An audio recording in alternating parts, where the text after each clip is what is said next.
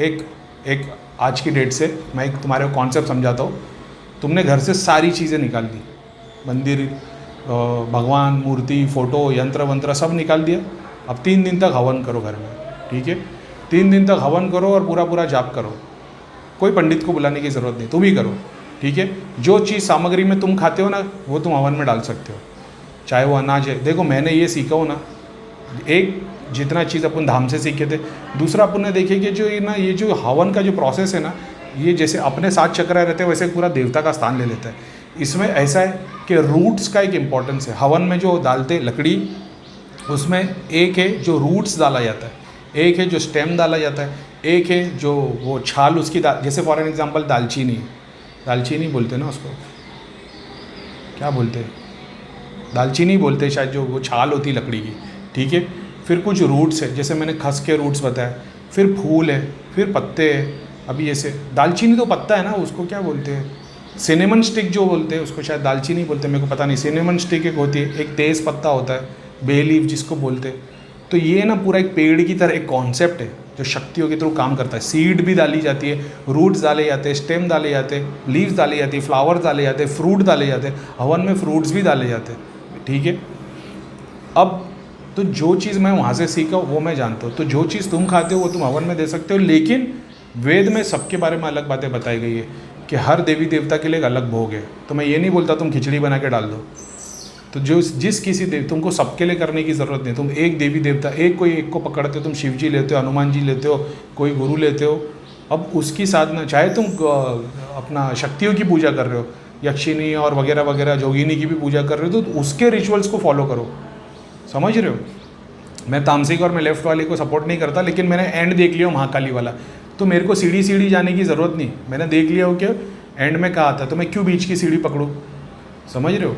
मेरे को यक्षिणी और दुनिया भर की साधना करने की ज़रूरत नहीं, कि मैंने देख लिया कि इसका एंड कहाँ पे, महाकाली के पास लेके आते, तो मैं डायरेक्ट महाकाली तक ही कांटेक्ट बना के रखता हूँ। मैं बीच की साधना नहीं करता। हालांकि वो काम आसान कर देती, लेकिन वो आगे जाके कहीं ना कहीं गिरा देगी, तो वो तकलीफ हो जाती है, ऐसा होता है।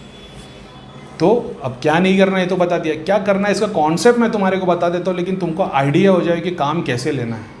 सबसे पहले ऐसा समझ लेना कि तुम्हारी घर की बहुत सारी मूर्तियाँ अशुद्ध हो गई है, अखंडित या खंडित बोलते वो हो गई है, डैमेज हो गई है, उसके पीछे शक्तियाँ खड़ी, यंत्र पे उल्टा सीधा, सारी चीज़ें निकाल दो घर से, ठीक है। उसके बाद 3 दिन हवन करो। 3 दिन करो, 7 दिन करो, 11 दिन करो। 3 दिन कर सकते हो, 5 दिन कर सकते हो, 7 दिन कर सकते हो, 11 दिन कर सकते हो, 21 दिन कर सकते हो, तुम्हारे ऊपर है। इतने दिन तक हवन करो। कितना, एक नारियल भी सामग्री भर के चलाओगे बहुत है, 3 नारियल जलाओ बहुत है, ठीक है। ये वाला प्रोसेस करने से कोई तुम्हारे घर पे भूत प्रेत शक्ति आएगी और उसको शक्ति मिलेगी, ऐसा नहीं होगा। जो शक्तियों की जगह थी वो तुमने शरीर बाहर निकाल दिया है, ठीक है। अब हवन, क्या हवन करने से कुछ भी प्राप्ति किया जा सकता है? क्या हवन करने से व्यक्ति सुखी होता है? बुक्स में जो लिखा है, वेद में तो बहुत सारा कुछ लिखा है हवन के बारे में ऐसा। तो उसके हिसाब से मोक्ष की प्राप्ति के लिए खीर का हवन, मैंने बताया था, मेरे पास एक जिन की सिद्धि आ गई तो ये बताता था खीर से कैसे इलाज किया जाए। 1.25 किलो, 11 बच्चों को खीर खिलाओ, 3 बच्चों को खिलाओ, 10 किलो। उस टाइम पे मेरी मजाक उड़ाई गई थी कि करीम खान को उल्टा सीधा दिख रहा है। करीम खान को उल्टा सीधा कभी नहीं दिखा, अल्हम्दुलिल्लाह, आज तक कभी गलती नहीं निकली अपनी।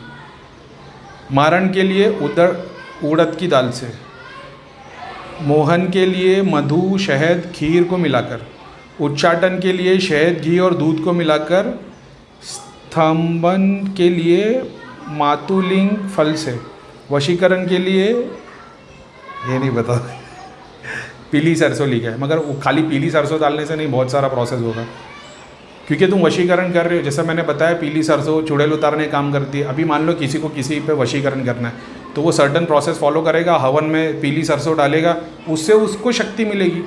शक्ति किसको मिलेगी? पीली सरसों से। करीम भाई ने क्या बोले, कौन उतरता है? चुड़ैल। तो वशीकरण में कौन जाएगा? चुड़ैल। तो सामने वाले को क्या लगेगी? चुड़ैल। तो उसको उतारा कैसे जाएगा? चुड़ैल को। समझ रहे हो। गोली ज्ञान नहीं देते करीम भाई। तो जैसा वशीकरण के लिए यहाँ पे बताई गई पीली सरसों, क्योंकि किसी ने वशीकरण किया तो चुड़ैल ही भेजी, प्रेत ही भेजा है, तो जब चुड़ैल भेजी है तो वशीकरण पीली सरसों से निकलेगी।